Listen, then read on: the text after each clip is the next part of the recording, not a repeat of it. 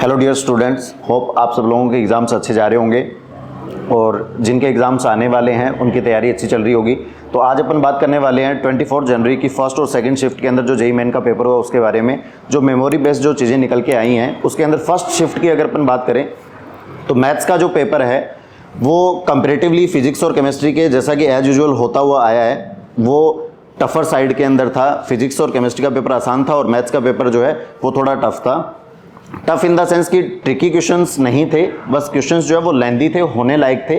इसके अंदर अगर अपन बात करें, अगर हर एक चैप्टर की अगर अपन बात करें तो अगर क्वाड्रेटिक से को देखें तो उसमें एक क्वेश्चन अपने को देखने को मिला है जो कि सिंपल क्वेश्चन था। इक्वेशन जो है वो रिड्यूसिबल टू क्वाड्रेटिक इक्वेशन था। उसके बाद में अगर सीक्वेंस एंड सीरीज की अगर अपन बात करें तो सीक्वेंस एंड सीरीज के अंदर अपन ये कहते हैं कि एपी और जीपी के अलावा उसमें जो है वो सिलेबस को रिड्यूस कर दिया गया है। लेकिन अगर अपन देखें तो उसके अंदर टेलीस्कोपिक सीरीज जो है उसका क्वेश्चन अपने को देखने को मिला है। तो इसलिए जो भी अपने पास में सीक्वेंस एंड सीरीज है उसको अपने को कंप्लीट जो है वो रीड करने की ज़रूरत है। उसके बाद अगर अपन बात करें ट्रिग्नोमेट्री का पर्टिकुलर क्वेश्चन अपने को देखने को नहीं मिला है। बाइनोमियल थ्योरम की अगर अपन बात करें तो उसके अंदर अपने को एक क्वेश्चन देखने को मिला और वो काफ़ी लेंदी था। और उसके बाद अगर अपन पीएनसी की अगर अपन बात करें तो उसके अंदर इंक्लूसिव एक्सक्लूसिव जो है उसका एक क्वेश्चन देखने को मिला है अपने को। और उसके बाद अगर अपन स्ट्रेट लाइन की अगर अपन बात करते हैं तो स्ट्रेट लाइन के अंदर एक पॉइंट से रिलेटेड एक सिंपल क्वेश्चन था जिसके अंदर इमेज को लेकर के इमेज फाइंड आउट करके और उस हिसाब से उसको सॉल्व करने की ज़रूरत थी। उसके बाद अगर अपन बात करें सर्कल और कोनिक को रिलेट करके एक क्वेश्चन आया अपने पास। और उसके बाद अगर सेट रिलेशन की अगर अपन बात करते हैं तो सेट रिलेशन के अंदर अपने पास में एक क्वेश्चन देखने को मिला है। फंक्शन के जरूर दो क्वेश्चन देखने को मिले हैं जिसके अंदर एक क्वेश्चन जो है वो फंक्शनल इक्वेशन से था और एक क्वेश्चन जो है वो जो पर्टिकुलर ट्रेंड चला हुआ आ रहा है कि एफ एक्स जो फंक्शन अपने पास में गिवन होता है उसके अंदर एक पर्टिकुलर टाइप का जो क्वेश्चन है वो देखने को मिला है। उसके बाद अगर अपन बात करें लिमिट्स की, लिमिट कंटिन्यूटी और डिफरेंशियबिलिटी की बात करें तो लिमिट का एक पर्टिकुलर क्वेश्चन देखने को मिला है। कंटिन्यूटी और डिफरेंशियबिलिटी का क्वेश्चन नहीं आया अपने पास में। उसके बाद अगर अपन बात करें मेथड ऑफ डिफरेंशिएशन की, उससे अपने पास में क्वेश्चन देखने को पर्टिकुलर नहीं मिला है। उसके बाद अगर अपन बात करते हैं इंटीग्रेशन की बात करें तो डेफिनेट और इनडेफिनेट दोनों के एक एक क्वेश्चन देखने को मिले हैं। और जो डेफिनेट इंटीग्रेशन का क्वेश्चन है उसकी अगर अपन बात करें तो वो एक पर्टिकुलर PYQ जो 2023 और 24 दोनों में ही अपने को क्वेश्चन देखने को मिला था। उसके अंदर सिंपली डेटा चेंज किया हुआ था और कुछ नहीं था। उसके बाद अगर अपन बात करें एरिया अंडर द कर्व की अगर अपन बात करें उसके अंदर अपने को एक क्वेश्चन देखने को मिला है। डिफरेंशियल इक्वेशन के अंदर पिछली जितनी भी शिफ्ट हुई है उसके अंदर अपने को लीनियर डिफरेंशियल इक्वेशन जो है उससे क्वेश्चन देखने को मिला है। तो प्लीज स्टूडेंट्स उस पर ज़्यादा फोकस करके और उसको अच्छे से रीड करके जाएं।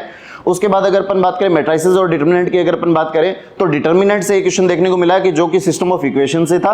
और उसके बाद अगर अपन बात करें मैट्रिसेस की तो मैट्रिसेस के अंदर अपने को 100% फोकस करने की जरूरत है एडजॉइंट की जो प्रॉपर्टीज हैं, क्योंकि एडजॉइंट की प्रॉपर्टीज पे हर बार क्वेश्चन आ रहा है और भर के क्वेश्चंस आ रहे हैं तो अपने को वो करने की बहुत ज्यादा जरूरत है।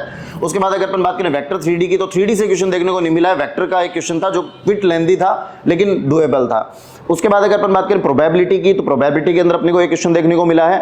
और सिमिलर सेम सिनेरियो जो है वो सेकंड पेपर के अंदर भी रहा है। सेकंड पेपर के अंदर भी बिल्कुल सिमिलर टाइप की चीजें थी, बस उसके अंदर लिमिट का क्वेश्चन नहीं देखने को मिला था। अपने को कंटिन्यूटी और डिफरेंशियबिलिटी को मिक्स करके एक क्वेश्चन देखने को मिला था और जो एलिप्स है उसका पर्टिकुलर क्वेश्चन आया था और स्ट्रेट लाइन से भी एक क्वेश्चन देखने को मिला है। बाकी सिमिलर जो शिफ्ट 1 के अंदर जिस टाइप के क्वेश्चंस आए थे वैसे का वैसा पेपर अपना सेकंड शिफ्ट के अंदर था। तो all the best for your upcoming exam. Hello students, chemistry के अगर रिस्पेक्ट में हम बात करें तो 24 तारीख के जो आपके फर्स्ट और सेकंड शिफ्ट के पेपर थे वो जैसे अभी तक पेपर आ रहे हैं वैसे की वैसे ही बिल्कुल उसी पैटर्न के अकॉर्डिंग बिल्कुल इजी टू मॉडरेट लेवल के ही पे है। और यदि हम लोग बात करें अगर तीनों टॉपिक की, जैसे कि आप ऑर्गेनिक की बात करें, फिजिकल की बात करें, इनऑर्गेनिक की बात करें अगर हम लोग, तो उसमें भी जो डिवीज़न है वो बिल्कुल सेम ही रहा है। तीनों ही है ना, तीनों ही डिवीज़न में आपके पास जो क्वेश्चंस हैं वो लगभग बराबर ही हैं। जैसे हम लोग एक एक करके डिस्कस करते हैं। जैसे ऑर्गेनिक की अगर आप लोग बात करें तो ऑर्गेनिक के केस में जैसे हम शुरू से टॉपिक वाइज अगर लेके चलें, जैसे नोमेनक्लेचर से क्वेश्चन दोनों ही शिफ्ट में आपको देखने को नहीं मिला है जैसा कि स्टूडेंट्स ने हमें बताया है। दूसरा आइसोमेरिज्म से बात करें तो आइसोमेरिज्म का एक क्वेश्चन आपके सेकंड शिफ्ट में आया है, वो भी बेसिक सा क्वेश्चन था, स्टीरियो आइसोमेरिज्म का रिलेटेड था, बहुत ही आसान सा क्वेश्चन ही था। जीओसी से यदि हम लोग बात करें तो जीओसी का फर्स्ट शिफ्ट में क्वेश्चन आया है और वो क्वेश्चन भी आपका सिंपल ही कार्बोकैटायन की स्टेबिलिटी से रिलेटेड ही था। तो बहुत ही आसान से क्वेश्चन अभी तक तो आए हैं। इसके अलावा हाइड्रोकार्बन टॉपिक की यदि हम लोग बात करें तो हाइड्रोकार्बन टॉपिक में आपके पास क्वेश्चन, जैसे फर्स्ट शिफ्ट में अगर बात करें तो फर्स्ट शिफ्ट में अपने पास 2 तरह के क्वेश्चन थे। जैसे फर्स्ट क्वेश्चन था एल्कीन पे एडिशन कराया गया था HBr का, दूसरा एल्काइन की रिएक्शन कराई गई थी HgSO4 के साथ। सेकेंड शिफ्ट में जो हाइड्रोकार्बन का क्वेश्चन था वो थोड़ा सा मोल से रिलेटेड आया था, मोल को कनेक्ट कर दिया गया था, तो अनसैचुरेशन उसमें बताना था। अगर इसके अलावा नेक्स्ट एल्काइल हैलाइड की बात करें तो हाँ, एल्काइल हैलाइड टॉपिक में से दोनों ही शिफ्ट में 2 क्वेश्चन आए हैं, वो भी दोनों के दोनों ही सब्स्टिट्यूशन के ही क्वेश्चंस है, ठीक है, दोनों में ही सब्स्टिट्यूशन वाले ही क्वेश्चन पूछा गया था। इसके अलावा यदि आप लोग एल्कोहल वाले चैप्टर की तरफ चलेंगे तो फर्स्ट शिफ्ट में एक क्वेश्चन आया था जिसमें एल्कोहल का ऑक्सीडेशन वगैरह कराना था, उसके बाद फिर एक सीरीज ऑफ रिएक्शन था, 3 रिएक्शन दी हुई थी, तो वो भी सिंपल सा ही, ज़्यादा टफ क्वेश्चन नहीं था। इसके बाद कार्बोनिल कंपाउंड बात करेंगे तो हाँ, कार्बोनिल कंपाउंड चैप्टर में फर्स्ट शिफ्ट में आपके पास 2 क्वेश्चन थे। जैसे पहला क्वेश्चन आपके पास न्यूक्लियोफिलिक एडिशन रिएक्शन का ऑर्डर का पूछा गया था, और जो दूसरा क्वेश्चन था वो आपका ओजोनोलिसिस से कनेक्ट करते हुए ओजोनोलिसिस करके उसका फिर एल्डोल रिएक्शन करके प्रोडक्ट दिया गया था, तो ऐसा कुछ क्वेश्चन उस पर पूछा गया था। इसके बाद सेकंड शिफ्ट में भी एक क्वेश्चन आया था, कार्बोनिल से रिलेटेड ही क्वेश्चन था, वो भी सीरीज सही था, 2-3 रिएक्शन का, तो इस तरह के क्वेश्चन थे। एमीन चैप्टर में यदि आप चलोगे तो सेकंड शिफ्ट में एक क्वेश्चन आया था एमीन से रिलेटेड, वो केवल एनिलीन का एक ब्रोमिनेशन का कुछ 3 रिएक्शन का ऐसे क्वेश्चन बनाया हुआ था। इसके बाद बायोमोलिक्यूल, हाँ, बायोमोलिक्यूल टॉपिक जो कि अपना अभी तक का सबसे इंपॉर्टेंट टॉपिक है, अभी तक की जितनी भी सेशन हुए सब में क्वेश्चन आया है, वैसा ही ट्रेंड देखने को हमें यहाँ भी मिला है, और इसी ट्रेंड के अकॉर्डिंग दोनों ही पेपर में क्वेश्चन है, और दोनों के दोनों क्वेश्चन ही दोनों शिफ्ट में ही जो क्वेश्चन है आपके वो DNA के क्वेश्चन है। एक में राइबोस के बारे में पूछा गया है, दूसरा आपका जो बेसिस है एमाइन बेसिस उनके बारे में पूछा गया था, और इसमें इसके अलावा तो और जितना पूछा गया था उसमें से तो ऑर्गेनिक में बस इतने ही क्वेश्चंस अभी तो पता चले हैं, बाकी जैसे पता चलेंगे वो डिस्कस हो जाएंगे। इसके बाद बात करते हैं अपना इनऑर्गेनिक की। इनऑर्गेनिक में क्वेश्चन सभी चैप्टर से लगभग सभी चैप्टर से सेम एक 2 क्वेश्चन ही उठाए गए हैं, तो मतलब जिसने पेपर सेट किया उसने सभी चैप्टर्स को एक साथ लेके, है ना, बराबर सबको वेटेज देने की कोशिश की गई है। जैसे कि हम लोग बात करें अपना पीरियोडिक टेबल से रिलेटेड, तो पीरियोडिक टेबल से रिलेटेड, पीरियोडिक प्रॉपर्टी से रिलेटेड सेकंड पेपर में 2 क्वेश्चन थे, दोनों के दोनों क्वेश्चन ही आयनेशन एनर्जी से रिलेटेड क्वेश्चंस थे। इसके बाद यदि आप लोग बात करेंगे कि ये केमिकल बॉन्डिंग से रिलेटेड, केमिकल बॉन्डिंग दोनों ही टॉपिक में, दोनों ही पेपर में, दोनों ही शिफ्ट में क्वेश्चन एक देखने को मिला है उसमें। इसके बाद कोऑर्डिनेशन, हाँ, कोऑर्डिनेशन से क्वेश्चन बिल्कुल लगातार क्वेश्चन आते जा रहे हैं, और इस बार भी इंपॉर्टेंट रहा है, 3 क्वेश्चन लगभग दोनों शिफ्ट में ला के हमें देखने को मिले हैं। एक T2G से रिलेटेड कॉन्फ़िगरेशन था, और बेसिक्स था, एक कलर चेंज वाला कोऑर्डिनेशन था जो कि NCERT में गिवन है आप लोग, तो वो भी आसान से ही क्वेश्चन थे अपने पास। इसके बाद अपन बात करेंगे D और F से भी एक क्वेश्चन दोनों में देखने को मिला है, वो भी आसान सा ही क्वेश्चन था, क्योंकि जितने भी आपके क्वेश्चंस आए हैं इनऑर्गेनिक वो सब NCERT रिलेटेड क्वेश्चंस ही हैं, तो सबके सब थ्योरेटिकल क्वेश्चंस हैं। इसके बाद अगर हम लोग बात करेंगे अपने फिजिकल वाले टॉपिक में, तो फिजिकल वाले टॉपिक में भी सभी क्वेश्चन से लगभग एक 2 क्वेश्चन लेने की कोशिश की गई है। जैसे फिजिकल में थर्मोडायनेमिक्स से क्वेश्चन इस बार अपने फर्स्ट शिफ्ट में ज़्यादा देखने को मिले हैं।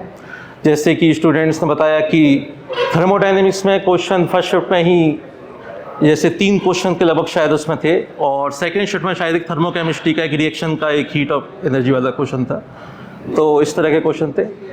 इलेक्ट्रोकेमिस्ट्री की यदि हम लोग बात करेंगे तो इलेक्ट्रोकेमिस्ट्री में सेकंड शिफ्ट में एक क्वेश्चन फर्स्ट शिफ्ट में था, शायद E0 से रिलेटेड एक क्वेश्चन देखने को मिला है हमें, और इसके बाद काइनेटिक्स में शायद सेकंड शिफ्ट में एक क्वेश्चन है, वो भी थोड़ा इजी टू मॉडरेट लेवल का आप लोग मान सकते हैं।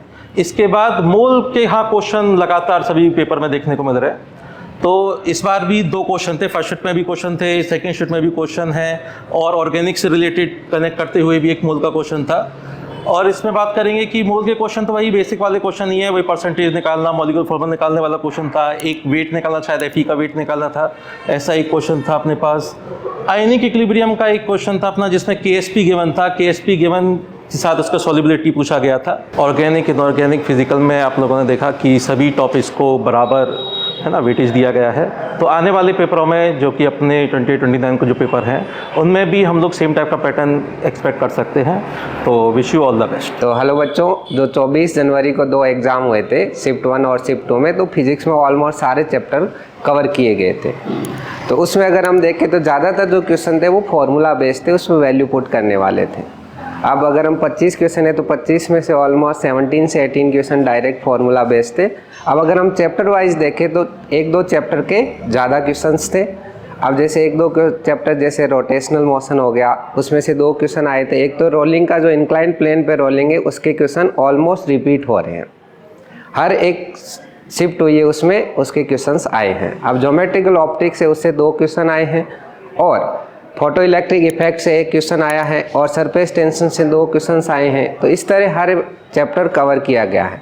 अगर हम देखें तो 11th में से 11 से 12 क्वेश्चन आए हैं, और 12th में से 13 से 14 क्वेश्चंस आए हैं। और 12th में अगर हम देखें तो electrostatic chapter, current, electricity, capacitance, magnetism, इन सब के 1-1 क्वेश्चंस आए हैं। और ज्योमेट्रिकल ऑप्टिक्स, वेव ऑप्टिक्स, इनके 2 और 1 क्वेश्चन आया है।